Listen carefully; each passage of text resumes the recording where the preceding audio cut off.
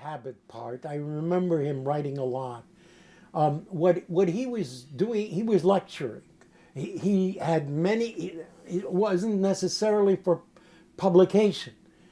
Reams of stuff that he wrote were lectures that he was going to give or gave, or was planning to give, and because he was a very desired speaker at events, you know how they do. Icchok Melamdovich is coming to reden, and so certainly people came to listen, and that's what he was always doing. That or something else. They organized.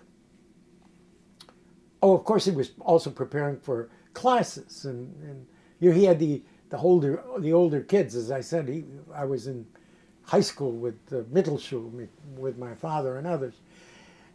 They organized the most unique thing you can imagine, a third Seder festival, because the first Seder and the second Seder are religious things.